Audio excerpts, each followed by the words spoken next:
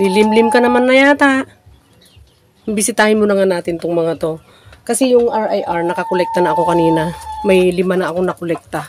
Pero meron pa akong hinihintay mamaya-maya. Ikaw, lilimlim na. Tagal-tagal nyo nang nakaupo kanina pang umaga. Ganon talaga ang mga manok pagka malapit na maglimlim. Medyo matagal na silang nakaupo dun sa baki. Kahit naiitlog pa sila, pero medyo tinatagalan na nila yung pag-upo doon. Pero hindi yun ang topic natin ngayon. Pero bagong lahat, no? Maganda umaga sa inyong lahat. Welcome ulit kayo dito sa channel ko. Ang topic natin ngayong umaga ay tungkol sa food supplement or mga alternative food ng mga manok. Kagaya ng Madre de Agua at saka Azola. Meron akong hawak dito ngayon na Madre de Agua. Actually, first time kong makakita ng dahon at puno ng Madre de Agua. ang tagal ko nang naririnig, ang tagal ko nang napapanood yung mga Madre de Agua, Azola, mga ganyan, no? Pero hindi ko ini-interest na kumuha or magtanim. Kaya kaninang umaga, kumuha ako, humingi ako dun sa kaibigan ko kasi marami siyang mga tanim na Madre de Agua. Pero sorry, wala akong may papakitang Azola sa inyo. Alam ko naman na maraming nakakaalam na sa itsura ng Azola. Actually, meron binebenta sa online platform, di ba? So, may mga Azola doon, may mga Napier grass, kung ano-ano pa. At isa na itong Madre de Agua, mga stem, nakikita ko, may mga roots pa. Dahil hindi ako gumagamit nito, Madre de Agua at saka Azola, ay minabuti kong manghingi na lang para at least maipakita ko sa mga hindi pa nakakaalam sa itsura ng Madre de Agua. Ito ang dahon at yung puno nito, puno pala talaga. Na-ignorante ako, no? Kasi puro commercial feeds yung pinapakain ko sa mga manok ko. Kahit puro commercial feeds ang pinapakain ko sa manok ko, ay i-discuss ko pa rin itong Madre de Agua at saka yung Azola sa inyo kasi maraming mga backyard farmers ang gumagamit sa mga ito. Kasi itong mga to ay mataas sa protein content, meron din silang mga iba't ibang nutrients na nandyan sa dahon nila, no? At mataas talaga, umaabot ng hanggang 20 to 22% na crude protein. Pero depende dun sa pinagtaniman. Depende dun sa soil na kinataniman niya at saka depende dun sa variety niya.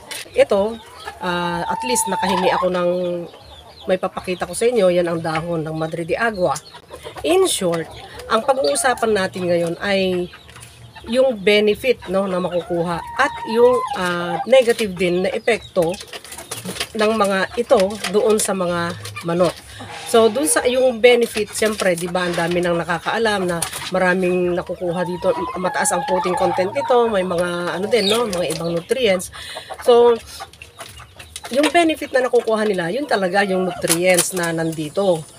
Pero ang tanong, kung ano ang mga negative na effect kung sosobrahan mo ang pagbibigay ng dahon ng Madre de Agua at saka yung Azola. Kasi may mga studies, nagbabasa-basa ako dahil nga hindi ako gumagamit, no? Hindi ko pa trinay. Although ang mga manok ko ay Rhode Island Red at saka native chicken, no? Puro commercial feeds sila. Kasi naka-base ako doon sa yung complete nutrients na hindi ko naiisipin kasi kung ilan ba yung CP content na nakuha nila, ilan yung energy content na nakuha, kung ilan yung fiber, ilan yung mga microminerals, ganon, no, na ay contribute ng pagkain nila na yon. Kasi yung commercial feeds talaga ay computed na, di ba? Balanced diet na yon. Kung ikaw ay isang farmer na nagpapakain ng Azola at saka nitong Madre de Agua sa mga manok mo, lalo na kasi itong Madre de Agua at saka Azola ay pinapakain sa mga free range, di ba? Free range chicken at saka sa mga native chicken. Ganon, yun ang nakikita ko at napapanood ko. At actually may mga kaibigan ako na sinadya pang magtanim ng Madre de Agua para ipakain sa kanilang mga manok. Pero lahat ng bagay ay may limit. May maximum, may minimum, no, na dapat ipakain para hindi magkaroon ng negative effect doon sa mga alagang manok. At ang Azola, kahit na hindi ko maipakita sa inyo, syempre alam ko naman marami na nga sa inyo ang nakakaalam ng itsura. Kung hindi nyo pa alam, i-research nyo na lang, no? Ang Azola at Madre de Agua ay may minimum and maximum amount na pwedeng ihalo dun sa feeds, no? Kasi kahit nasabihin mong alternative food itong mga ito or food supplement, kaya nga tinawag na food supplement kasi hindi sila yung major, no? Hindi sila yung merong major role para doon sa production ng mga manok ninyo. Hindi sila yung mismo magbibigay ng complete nutrients doon sa mga layer o kaya doon sa mga manok nyo for meat production, kagaya ng native chicken or yung broiler. Doon sa mga studies na nabasa ko, ang minimum amount na pwedeng ibigay na Azola ay 5% to 15% doon sa total na ration nila, no? Doon sa total diet nila. Pero paglampas doon, meron ng negative effect doon. Kasi actually merong study pang isa na sabi, pag nagbigay sila ng 15% na Azola doon sa pagkain ng manok, no, ay medyo na-delay, no? Na-delay yung onset of laying. Tapos pagka-laying naman na yung manok ay naiiba yung size, no? Parang hindi nagiging masyadong maganda yung size ng itlog at saka yung thickness ng shell ng itlog. So, yun yung mga negative effect pag sobra. Kaya, kung nagpapakain ka sa mga manok mo at ang target mo ay makapagpaitlog ng araw-araw, baka hindi mangyayari masyado. Kung ang target mo lang ay makatipid ka or para makat yung cost of production mo. Kasi karamihan ng mga nagbibigay ng Azola at saka Madre de Agua ay ini-aim nila or ginag-goal sila na makatipid, no, makat yung cost of production nila. Kasi may nagtanong sa akin, pwede raw bang magbigay ng 50% Azola or Madre de Agua doon sa 50% din na commercial feeds? Parang ang gagawin niya ay 50-50. According dun sa mga nabasa kong studies, no, hindi po pwede na 50-50 kasi mai-imbalance na yung mga nutrients na nandoon. Kasi, di ba, ang commercial feeds ay well formulated yan. Na-compute lahat ang nutrients na nandoon, balanced diet yon. Tapos, siyempre, babawasan mo ng 50% at papalitan mo ng Madre de Agua or Azola na hindi naman na-compute ulit yung mga nutrients na maiko-contribute ng mga halaman na yan doon sa commercial feeds. So kasi pagka naghalo ka kasi, di ba? Kino-compute pa rin kung ilan ba talaga yung dapat ilagay na alternative para ma-meet pa rin niya yung nutrient content na kailangan ng mga manok sa maghapon. So either for meat production yan or for egg production, kailangan ma-meet ng mga pagkain nila yung nutrient requirement nila sa maghapon. So yun yung magiging problema pagka masyadong maraming ibibigay na Madre de Agua or Azola. Pero nevertheless ay nutritious itong mga halaman na ito. At pwedeng ihalo sa commercial feeds nga as long as imimit mo lang yung sinasabi na 5% to 15% pag Azola at dito naman sa Madre de Agua ay hanggang 10% ng ration nila, no? Yung limbawa 90% ng commercial feeds, 10% ng Madre de Agua, ganun lang. Tapos doon sa Azola naman 95% commercial feeds, tapos 5% na Azola hanggang dun sa pwedeng 85% ng commercial feeds, 15% ng Azola. Alam niyo kung bakit nadidelay yung onset ng laying ng layer pagka masyadong maraming Azola na ibibigay? Kasi yung Azola may tanin. Hindi ko na i-expound kung ano yung tanin na yon, no? Pero iyon actually nagbabind yun dun sa sa mga nutrients, no, sa mga protein para maganda yung digestion sana, no. Kaya lang at saka absorption. Kaya lang kung sobra, yun na yung magbibigay ng negative effect doon sa digestion ng protein at saka yung absorption. Kaya kaya yun nagkakaroon ng delay ng onset ng laying at saka doon sa ibang nutrients din na parang nahihinder, no, na lilimitahan yung yung magandang digestion at absorption ng mga iba't ibang nutrients. Kaya maigi pag nagpapakain ka ng ganito, kahit ang target mo ay maka-cut ng cost, no, doon sa production mo, na yung feed cost mo, ay kailangan din alam mo yung limit lang. Kasi lahat ng bagay na sobra hindi rin maganda, di ba? At ito ay naturingan na food supplement nga. So ibig sabihin supplementary lang ang role niya, hindi yung main.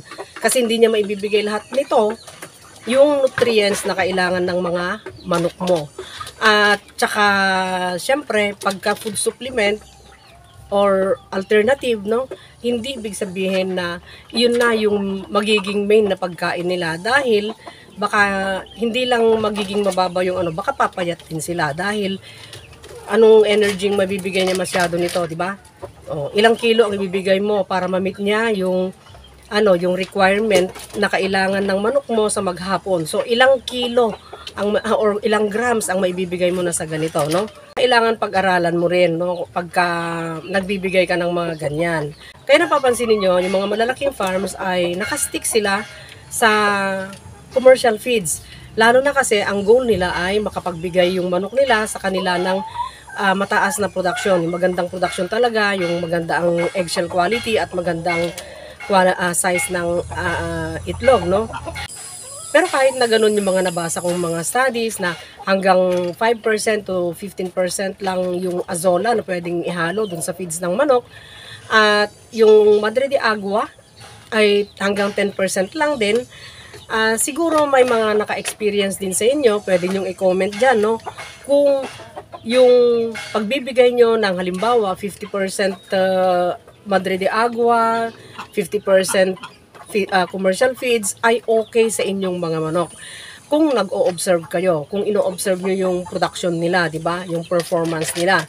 Kasi pagka nag-introduce ka ng mga ganito, kailangan mag-umpisa kang mag-observe doon sa performance nila, sa behavior nila, mga ganon. At saka ang pagbibigay ng mga ganito ay gradual daw. Gradual ang pagbibigay mo, hindi yung abrupt na dahil bibigyan mo ng 15%, 15% lang agad. Hindi, gradual daw kasi para makapag-adjust yung manok mo para doon sa taste at saka doon sa texture. Kasi mababago yung texture ng pagkain nila, di ba? Tapos yung lasa.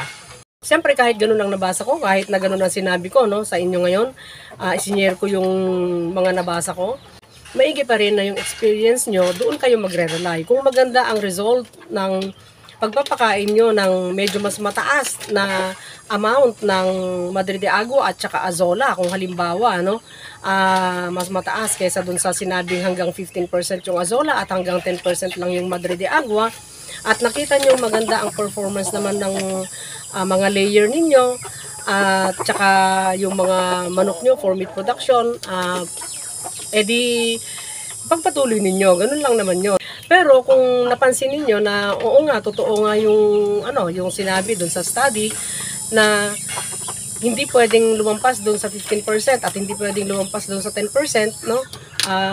Madre de Agua, azola at saka Madre de Agua respectively, bawasan ninyo, no? Bawasan ninyo yung amount ng mga halaman na yan doon sa ihahalo nyo doon sa feeds nila.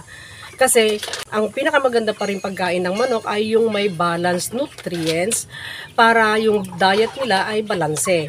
Kasi 'di ba, importante ang balanseng pagkain sa mga manok, lalo na sa layer.